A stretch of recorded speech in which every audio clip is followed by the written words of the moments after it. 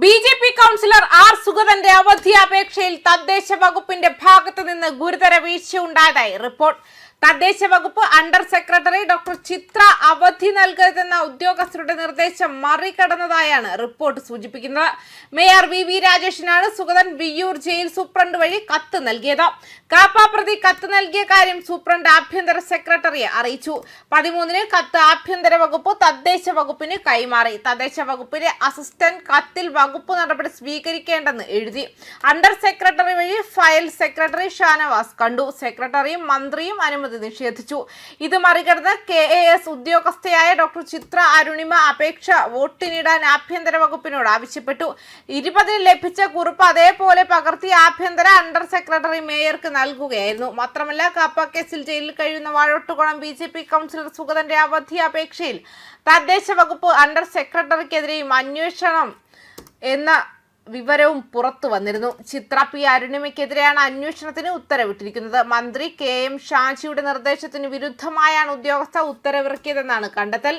ആഭ്യന്തര വകുപ്പിൽ നിന്നും ഉത്തരവിറക്കിയ അണ്ടർ സെക്രട്ടറി നമിതയ്ക്കെതിരെ ഇന്നലെ അന്വേഷണം പ്രഖ്യാപിച്ചിരുന്നു. ഇന്നലെയാണ് സുഗതൻ 6 മാസത്തേക്ക് അവധി അനുവദിച്ചത്. അതേസമയം കാപ്പ കേസിൽ ജയിലിൽ കഴിയുന്ന BJP കൗൺസിലർ ആർ സുഗതന്റെ അവധി അപേക്ഷയിൽ തദ്ദേശ വകുപ്പിനെ ലക്ഷ്യമിട്ട് കോൺഗ്രസ് കൗൺസിലർ K ശബരിനാഥൻ എല്ലാ നിയമവും ലംഘിച്ചാണ് ആർ സുഗതന് വേണ്ടി ഉത്തരവിറക്കിയതെന്ന് ശബരിനാഥൻ ഫേസ്ബുക്കിൽ എഴുതിയ കുറിപ്പിൽ പറയുന്നുണ്ട്.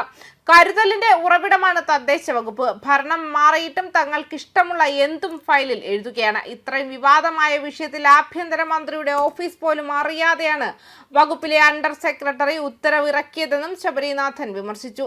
അദ്ദേഹത്തിന്റെ ഫേസ്ബുക്ക് പോസ്റ്റിന്റെ പൂർണ്ണരൂപം ഇങ്ങനെയാണ്: തിരുവനന്തപുരം നഗരസഭ അധികാരമേറ്റ നാൾ മുതൽ ഒരു ക്രിയാത്മക പ്രതിപക്ഷമായി UDF പ്രവർത്തിക്കുകയാണ്. വികസനത്തിനും മറ്റു പൊതുകാര്യങ്ങളിലും നഗരസഭയെ അനുകൂലിക്കുകയും എന്നാൽ ദിശ തെറ്റി അവർ സഞ്ചരിക്കുമ്പോൾ വിഷയങ്ങളിൽ ശക്തമായ രാഷ്ട്രീയ പോരാട്ടവുമായി ഞങ്ങൾ 20 കൗൺസിലർമാർ മുന്നോട്ട് പോവുകയാണ്. എന്നാൽ ഇന്നലെ നഗരസഭയിൽ വാഴോട്ടുകോണം കൗൺസിലറുടെ അവധിയുമായി ബന്ധപ്പെട്ട ചർച്ച നടന്നപ്പോൾ ആഭ്യന്തര വകുപ്പുമായി ബന്ധപ്പെട്ട ഒരു ഉത്തരവ് ബഹുമാനപ്പെട്ട മേയർ വായിച്ചപ്പോൾ ഞങ്ങൾ അക്ഷരാർത്ഥത്തിൽ ഞെട്ടി.